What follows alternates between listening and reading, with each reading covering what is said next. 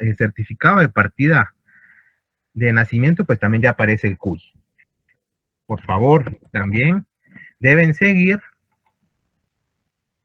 el plazo y los requisitos que establece nuestro normativo de evaluación. Recuerden que solicitud presentada fuera de plazo, en este caso, pues nosotros nos quedamos imposibilitados de poderles apoyar si es que procede un examen extemporáneo o no, ¿verdad? Bien.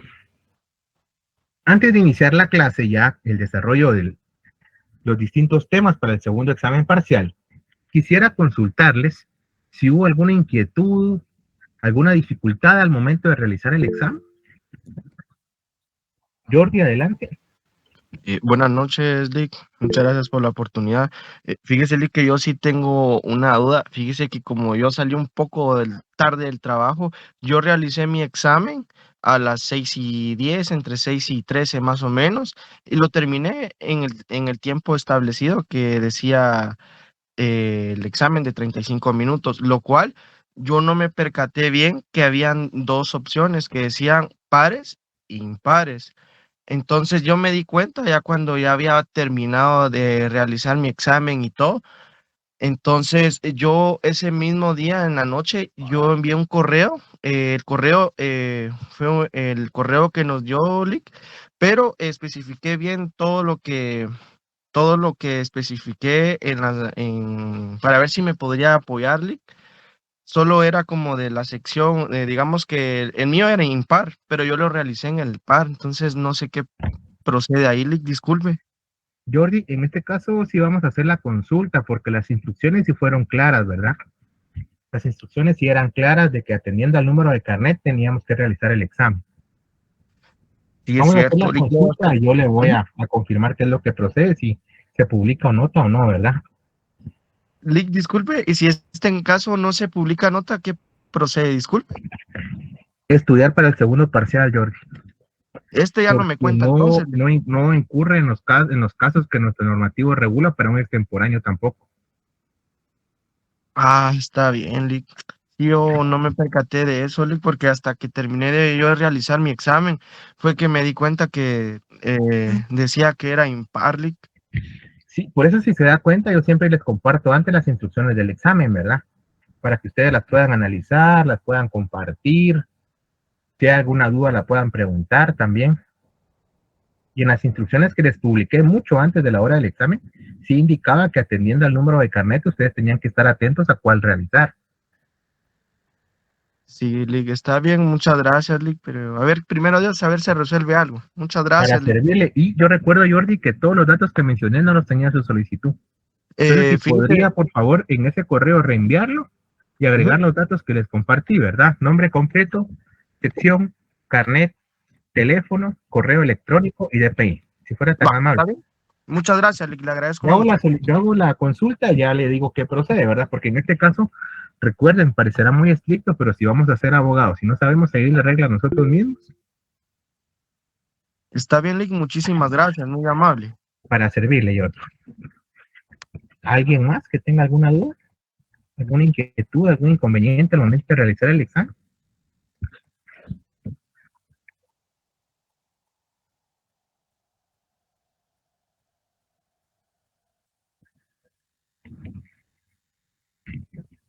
Por mi parte, no, licenciado.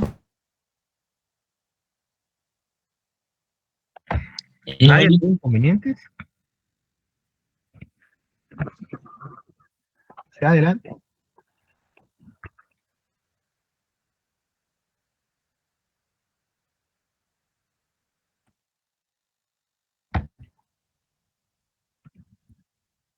Bien.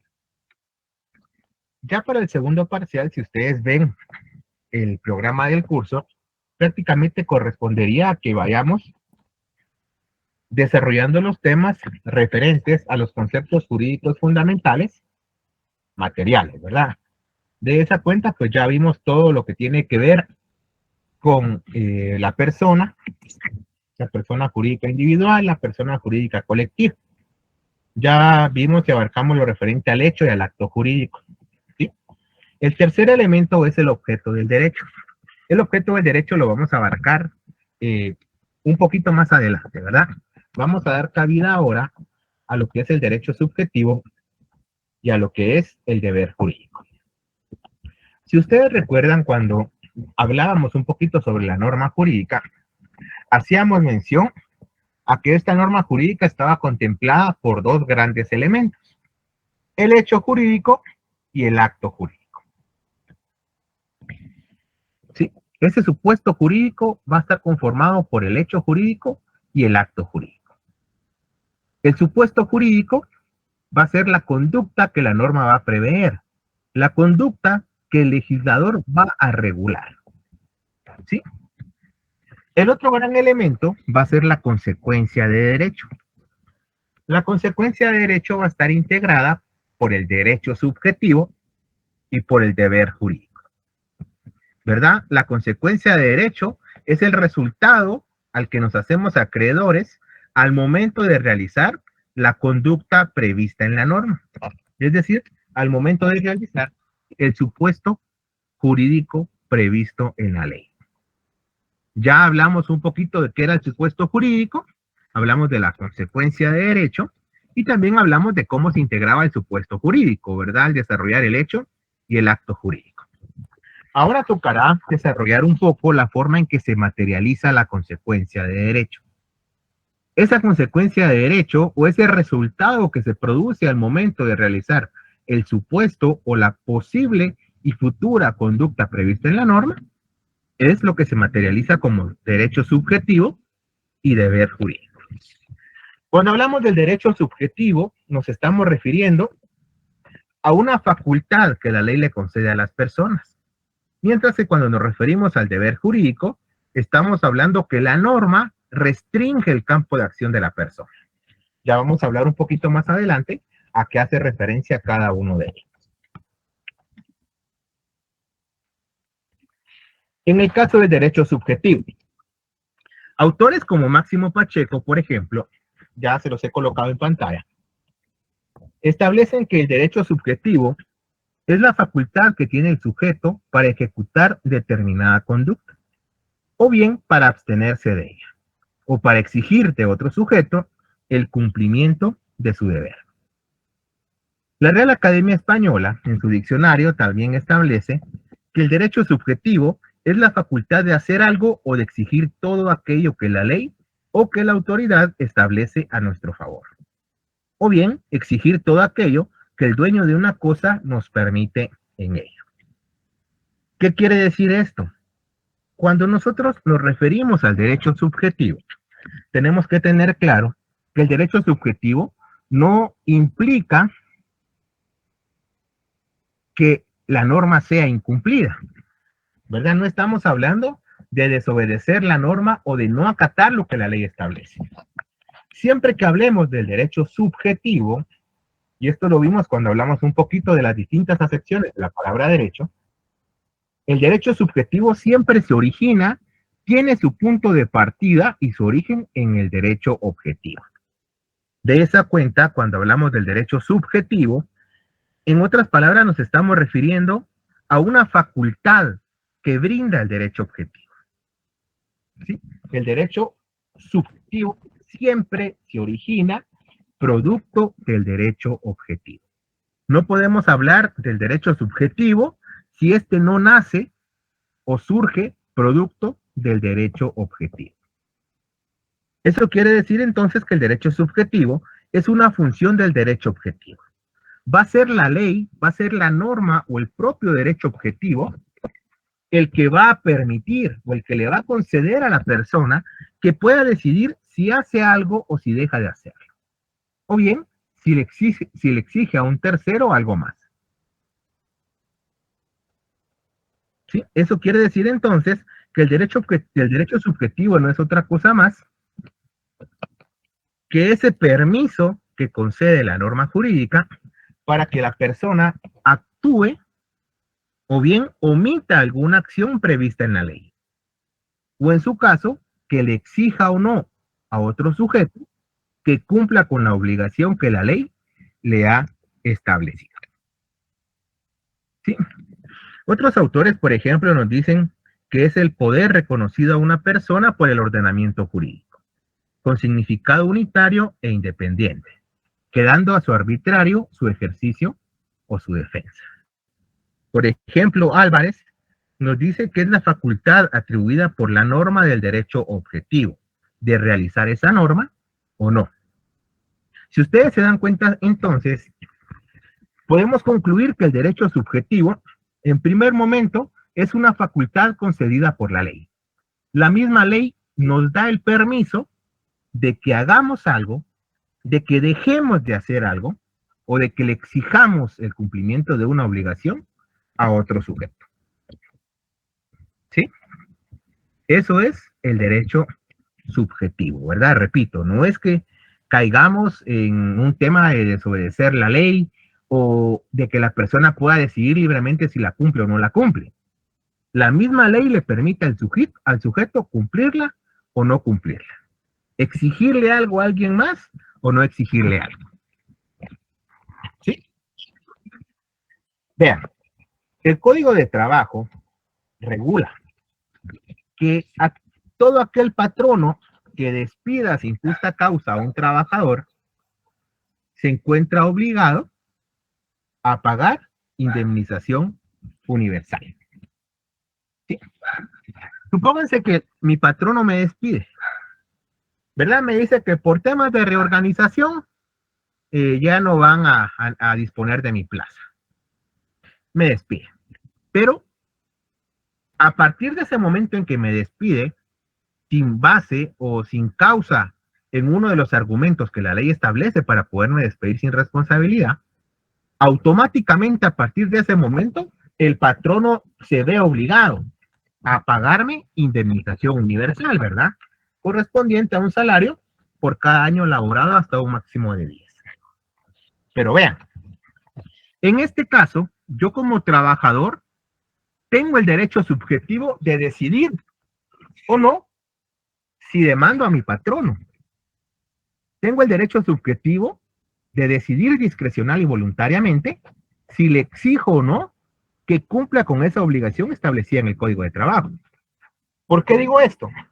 Porque a pesar de que el patrono me ha despedido sin justa causa, y a pesar que esa conducta encuadre en el Código de Trabajo, en la cual pues el patrono me tiene que pagar indemnización universal, la ley me concede la facultad de que yo decida si le cobro o si no le cobro, si lo demando o si no le demando. ¿Sí? Obviamente si le cobro, ya le podré cobrar de palabra, le podré cobrar en la vía administrativa o ordinaria, digámoslo, ¿verdad? En la vía voluntaria. Si no me paga, a pesar de que yo le estoy cobrando, ya la ley me da la facultad de demandar. Pero también puede darse el caso de que yo decida no cobrarle a mi patrono esa indemnización. Porque mi patrono me ayudó cuando yo más lo necesitaba, porque él siempre apoyó a mi familia, porque él siempre me pagó más de lo que era el salario mínimo, etcétera, etcétera, ¿verdad? En este caso, si yo decido no demandar, a pesar de que la ley regula ese derecho a mi favor, no sucede nada.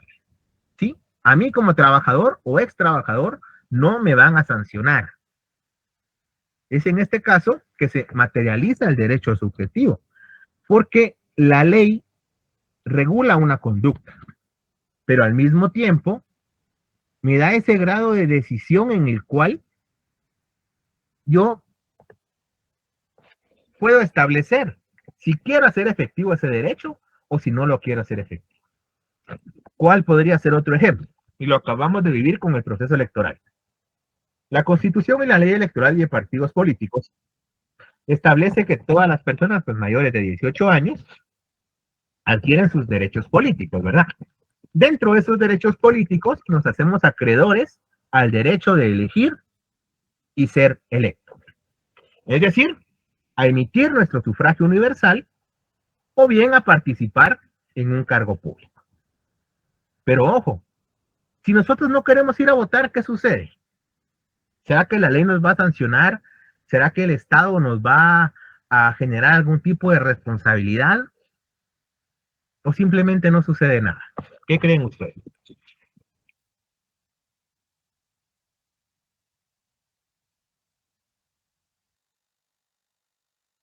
Simplemente no sucede nada. Está bien la respuesta, solo siempre levantemos la mano si fuera tan amable. No sucede nada, ¿verdad? Daniela también dice que no sucede nada, Mayan también, ¿verdad? Alfonso también no sucede nada. O sea, en este caso, si se dan cuenta, la ley regula un derecho a nuestro favor, pero la misma ley nos concede ese permiso de ejercitarlo o no ejercitarlo. En ese caso, si usted quiso ir a votar y fue a votar, ejercitó su derecho, ¿verdad? Si no quiso ir a votar y no fue a votar, no ejercitó ese derecho. De esa cuenta, entonces, la ley está regulando un derecho a nuestro favor y ya la misma ley nos da esa facultad discrecional y voluntaria donde cada uno de nosotros vamos a decidir si ejercitamos ese derecho, si omitimos ese derecho, o bien si le exigimos o no a un tercero que cumpla su obligación. Supongamos que Jordi va manejando por el periférico. Manejando por el periférico, de repente a Jordi pues se le atraviesa una moto y frena de repente. ¿Sí? Julio César no se percata por ir distraído y le pega al vehículo de Jordi. ¿Verdad? Obviamente pues ahí tenemos un hecho de tránsito, ¿verdad?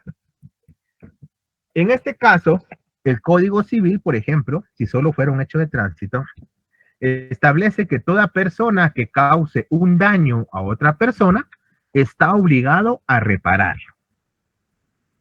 En este caso hay un daño, ¿verdad? Porque Julio César embistió el carro de Jordi y causó graves daños en el carro de Jordi. Jordi tiene el derecho subjetivo de que Julio César le pague o repare su vehículo.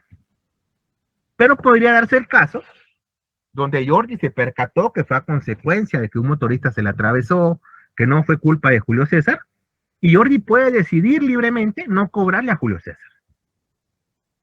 En ese caso no pasa nada, ¿verdad? Porque la ley concede esa facultad para que la persona decide si ejecuta o se abstiene de realizar determinada conducta prevista en la ley. No es incumplimiento, repetimos. La misma ley es la que le permite a la persona tomar esa decisión, ¿verdad? ¿Está claro lo que es el derecho subjetivo?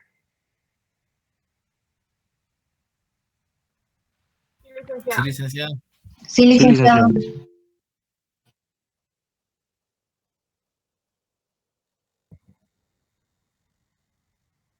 ¿No hay dudas, preguntas?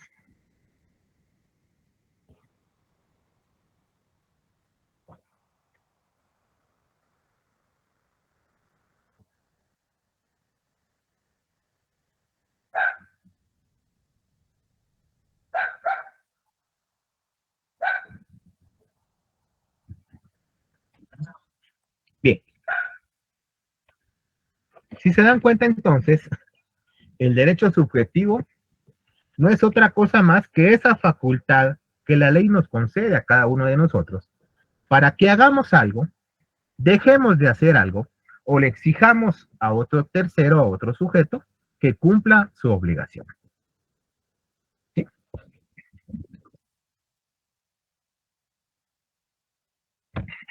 ¿Qué sucede? ¿Qué sucede, por ejemplo, en el caso de las madres que demandan a los padres por pensión alimenticia? No obstante, el padre está obligado a pagar pensión alimenticia porque así lo ha declarado un juez. Si por X o Y motivo el padre se llega a atrasar en el pago de la pensión alimenticia, en este caso, la madre ejerce ese derecho subjetivo de exigirle o no que se ponga al día, ¿verdad? Si le exige, el padre debería pagar.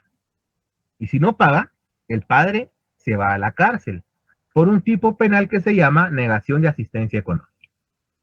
Sin embargo, la madre puede decidir concederle más tiempo.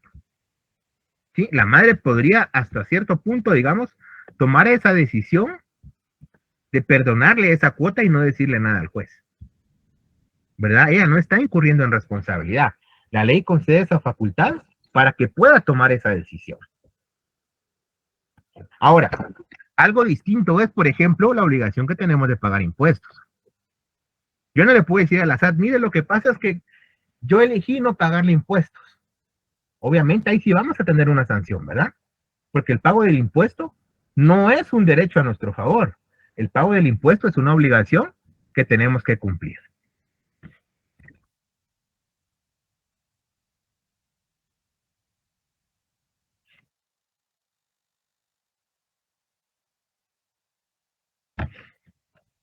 Hans Kelsen establece una triple relación que existe entre los hombres respecto al derecho, ¿verdad? Él distingue que en esa triple relación hay elementos de pasividad, elementos de actividad y elementos de negatividad.